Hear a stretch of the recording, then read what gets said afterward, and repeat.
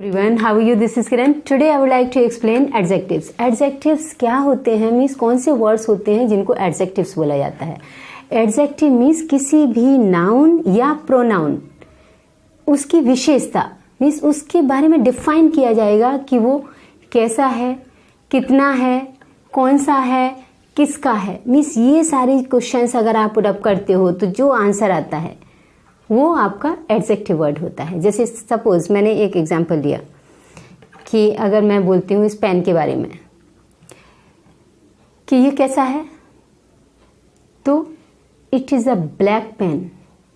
मैंने क्या बोला कि ये ब्लैक पेन है, तो ब्लैक जो वर्ड है वो क्या है, इसकी विशेषता है. Got it? क्या है वो? इसकी विशेषता. और अगर सपोज मैंने बोला कि ये नया है, ओके, तो ये नया पेन है, तो मैं क्या बोलूँगी, न्यू पेन. यानी न्यू वर्ड जो है वो उसकी विशेषता बताई जा रही है, किसकी, पेन की. तो कोई भी अगर चीज़ है, कोई पर्सन है, कोई जगह है, उसके बारे में ये डिफाइन किया जाए कि ये चीज़ ऐसी है. हाँ, ज़रूरी नहीं मीन्स मैं आपको क्लियरली बता देती हूँ कि आप कौन कौन से क्वेश्चन पुट अप करते हो, तब आपका जो आंसर आता है तो वो एडजेक्टिव बोला जाता है. जैसे अगर आपने क्वेश्चन पुट अप किया कि कैसा, कैसा का आंसर मैंने अभी आपको बताया कि ये पेन कैसा है, तो ये आपने बोला कि लाइक गुड, अच्छा है, या ब्लैक, ब्लैक है, नया है, कुछ भी. तो ये जो वर्ड्स आ रहे हैं कि ब्लैक, न्यू, गुड, ये सब क्या है, ये विशेषताएं हैं. अगर मैंने बोला कि ये किसका है, तो किसका का आंसर आया, यानी किसका पेन है, हुज पेन इज दिस, तो उसका आंसर जो आएगा कि दिस इज माय पेन, तो माय वर्ड जो आया वो भी एडजेक्टिव है. Adjectives actually different type of adjectives are there, like adjectives of numbers, adjectives of quantity, adjectives of quality, adjectives of possession. Different type of adjectives are there, but here I'm explaining only and only that how to recognize adjectives. और एक चीज और मैं आपको clear करूंगी कि adjectives कुछ तो रेडी होते हैं, ओके, और कुछ adjectives आप अपने से फ्रेम करते हो. तो उन्हें कैसे फ्रेम किया जाता है, वो कौन से वर्ड्स किस तरह से कन्वर्ट होते हैं, वो भी मैं आपको लास्ट में बताऊंगी. तो यहाँ मैं आ रही हूँ आपको बताने के लिए. यहाँ मैं सबसे पहले बताऊंगी कि एडजेक्टिव्स क्या होते हैं, उनको कैसे आप पहचानोगे, कैसे उन्हें यूज़ करोगे. अगर आपने बोला किसी सिटी के बारे में बोला, हाँ, जैसे मुंबई के बारे में बोला कि मुंबई एक बड़ा सिटी है, तो अगर सेंटेंस ये फ्रेम करना है आपको तो कैसे फ्रेम होगा, Mumbai is a big city. तो हमने सिटी के बारे में विशेषता बताई क्या, कि वो बड़ा है, यानी बिग. बिग जो बताया वो क्या, उसकी विशेषता होगी. अगर सपोज मैं आपके सेलफोन के बारे में पूछती हूँ कि ये कैसा है, हाँ, आपका सेलफोन कैसा है, तो आपने अगर आंसर दिया कि मेरा सेलफोन नया है, तो जो नया वर्ड आया, न्यू वर्ड आया, ओके, तो वो न्यू वर्ड क्या है, वो एडजेक्टिव है. जैसे आपने बोला कि this is a new pen, या this is a new mobile, this is a new flat. कोई भी चीज के बारे में अगर आप विशेषता बताते हो, जैसे न्यू वर्ड आया, किसी भी चीज के बारे में न्यू वर्ड बोल सकते हो आप, तो जो न्यू वर्ड आया वो क्या है, एडजेक्टिव. अगर आपने बोला कि I have a red cellphone, तो रेड जो विशेषता आई वो क्या है, वो आपकी सेलफोन की आई. इसी तरह से सपोज अगर मैंने पूछा कि आपके पास कितने सेलफोन्स हैं, तो सेलफोन्स के बारे में डिफाइन किया जा रहा है कि वो कितने हैं, तो आपने बोला कि आई हैव 2 सेलफोन्स, तो जो 2 वर्ड आया वो किसके लिए आया, सेलफोन्स के लिए. तो जो 2 वर्ड आया वो भी क्या है, वो भी उसकी विशेषता बता रहा है. Got it? ये समझने की कोशिश करना अच्छे से. अगर मैंने बोला कि ये पेन, ये सेलफोन किसका है, तो किसका है, किसका का आंसर जो आएगा, जैसे अगर मैंने यही क्वेश्चन पुट अप किया कि हु सेलफोन इज दिस, तो आपने बोला कि दिस इज माय सेलफोन, तो जो माय वर्ड आया वो क्या है, वो एडजेक्टिव है. मीन्स सेलफोन के बारे में बताया जा रहा है कि वो किसका है, यानी पजेसिव एडजेक्टिव बताया, यानी कि पोजीशन दिखाया कि किसका है ये. इसी तरह से सपोज अगर मैंने क्वेश्चन पुट अप किया कि आपके बच्चे के बारे में, मैंने क्वेश्चन बिल्डअप किया कि आपके कितने बच्चे हैं, आपने बोला कि आई हैव 2 चिल्ड्रन। अब आपने 2 बताए, तो 2 व्हाट इज दैट, 2 वर्ड जो है वो एडजेक्टिव है, यानी कि मैं उसके नंबर्स के बारे में पूछ रही हूँ कि how many children do you have. So आपने आंसर किया दिया कि आई हैव 2 चिल्ड्रन, तो 2 जो वर्ड आया वो चिल्ड्रन के लिए आया, क्योंकि चिल्ड्रन के बारे में आप बता रहे हो कि कितने हैं। One more thing I should tell you that whenever these adjectives and noun both are kept together, means दोनों को अगर एक साथ रखा जाता है, that time what is the rule that if both are coming at one place, then adjective comes before noun। ये ध्यान रखना कि जब भी कोई भी adjective आएगा तो उस noun से पहले ही आता है। कोई भी एडजेक्टिव अगर आता है तो वो नाउन से जस्ट पहले आएगा, अगर दोनों चीजें एक साथ आ रही हैं, यानी दोनों वर्ड एक साथ आ रहे हैं, एडजेक्टिव और नाउन दोनों एक साथ अगर आते हैं तो कभी कभी एडजेक्टिव को अकेला भी छोड़ दिया जाता है। ठीक है, जैसे मेरा बच्चा समझदार है, तो माई चाइल्ड इज सेंसिबल, तो सेंसिबल वर्ड को आपने अलग छोड़ दिया। ओके, तो वहां पर भी कोई प्रॉब्लम नहीं है। अगर आपने कोई ऐसा सेंटेंस बोला कि एडजेक्टिव और नाउन दोनों एक साथ आपने यूज किए हैं, जैसे अगर आपने बोला कि ये समझदार बच्चा है, तो आप क्या बोलोगे, this is a sensible child, तो सेंसिबल वर्ड को आप चाइल्ड से पहले लेकर के आओगे। ऐसा नहीं बोलोगे कि this is a child sensible, ये रॉन्ग हो जाएगा।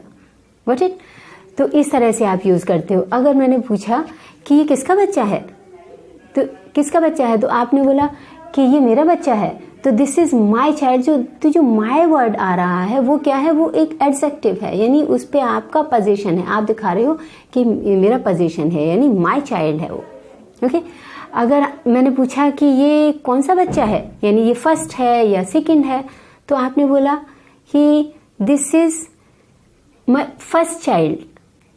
क्या बोला आपने कि ये मेरा फर्स्ट चाइल्ड है, तो फर्स्ट जो वर्ड आया वो चाइल्ड की विशेषता बता रहा है, इसके लिए आपने फर्स्ट चाइल्ड दोनों वर्ड को एक साथ यूज किया, तो फर्स्ट को आपने चाइल्ड से पहले यूज किया।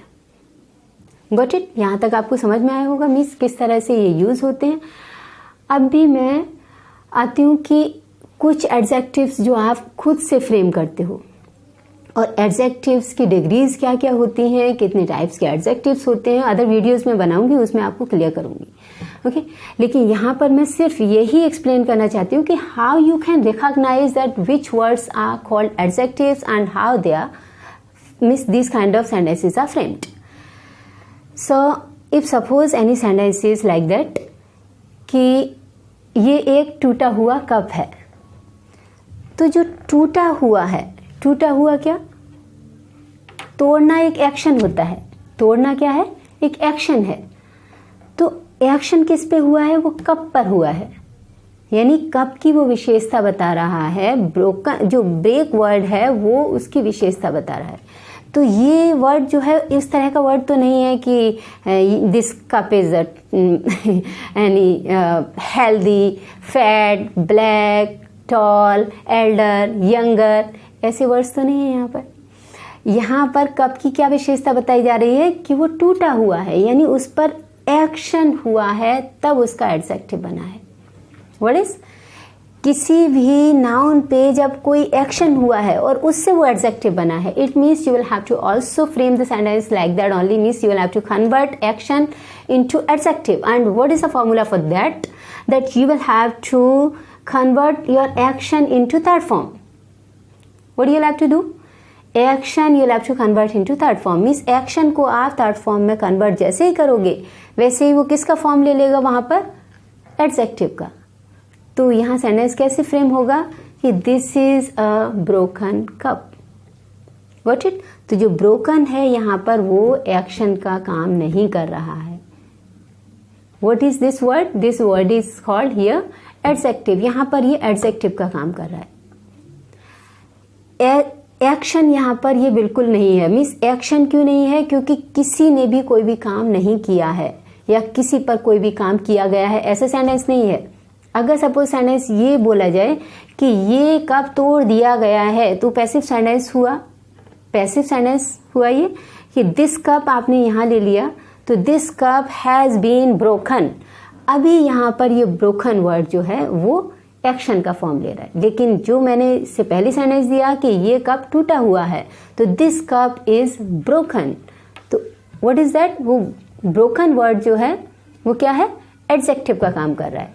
ये कप टूटा हुआ है तो दिस कप इज ब्रोकन, ऐसे भी बोल सकते हो आप, या फिर आप ऐसे बोल सकते हो कि this is broken cup. What it? अगर आपने ब्रोकन कप, टूटा कप, ये टूटा कप है, टूटा हुआ कप है, तो टूटा हुआ यानी ब्रोकन आपने साथ में लिया कप के, तो उससे पहले ही वहां पर ऐड करोगे। What it? इसी तरह से अगर सपोज कोई सेंटेंस ऐसा कभी भी means it happens many times, like suppose if you are gone for shopping and that time you purchase any shirt और any kind of dress and that time that shopkeeper given you any torn cloth, so that time what do you say when you go back for just exchanging? तो what do you say कि अरे आपने मुझे फटी हुई shirt दे दी, तो आपने मुझे फटी हुई शर्ट दे दी, तो शर्ट की विशेषता आप बता रहे हो कि वो कैसी दे दी आपने, कैसी शर्ट, यानी शर्ट के बारे में आपने उसे मीन्स आपने उसे डिफाइन किया कि वो कैसी थी। तो आप क्या बोलोगे? You gave me a torn shirt. तो टॉर्न जो वर्ड है यानी टेयर, फाड़ना एक वर्ड होता है, फाड़ना, लेकिन यहाँ पर वो रेडीमेड आपको एडजेक्टिव नहीं मिला। शर्ट के बारे में आप ऐसा नहीं बोले हो कि you gave me red shirt, या you gave me white shirt, या फिर you gave me new shirt, you gave me old shirt, you gave me dirty shirt. तो ये डर्टी, न्यू, ओल्ड, ये सारे जो एडजेक्टिव हैं वो आपके पास रेडी एडजेक्टिव्स होते हैं, लेकिन ये एडजेक्टिव आपने फ्रेम किया कैसे? कोई भी एक्शन जब किसी भी चीज पे हुआ है तो क्या करोगे? उस एक्शन का थर्ड फॉर्म, जैसे मैंने अभी बताया आपको। हाँ, तो यहाँ एक्शन से बना हुआ एडजेक्टिव है ये, तो कैसे सेंटेंस बोलोगे? You gave me a torn shirt. क्या बोलोगे? You gave me a torn shirt, यानी आपने मुझे फटी हुई शर्ट दे दी। तो जब भी आपको ऐसा लगे कि किसी भी नाउन पर कोई भी एक्शन किया हुआ है, यानी एक्शन से बना हुआ एडजेक्टिव अगर आपको बनाना है यानी देना है, कोई ऐसी सिचुएशन आती है, तो आप क्या करोगे? एक्शन की थर्ड फॉर्म यूज कर दोगे वहां। जैसे आपने बोला कि ये भरी हुई बॉटल है, तो बॉटल के बारे में मीन्स आपने क्या देखा कि कैसी है? भरी हुई। अब भरी हुई तो आपको वर्ड नहीं मिला, जैसे खाली, एम्प्टी मिल जाता है, या स्मॉल बॉटल, बिग बॉटल, ये वर्ड आपको मिल जाते हैं, लेकिन भरी हुई आप बोलोगे कि दिस इज फिल बॉटल, तो रॉन्ग हो जाएगा। आपको क्या करना होगा? उसको एडजेक्टिव में फॉर्म करना होगा। एडजेक्टिव फॉर्म करने के लिए what you have to do? You have to convert into third form. तो आप सेंटेंस को क्या करोगे? इस वर्ड को, जो फिल वर्ड है, उसको थर्ड फॉर्म में कन्वर्ट कर दोगे। तो सेंटेंस कैसे बनेगा कि this is a field bottle. Got it? I think you might have understood. So thank you for watching, and if you got something, then please try to like my video. And today this much. See you next video. Till then, bye bye. Have a good time.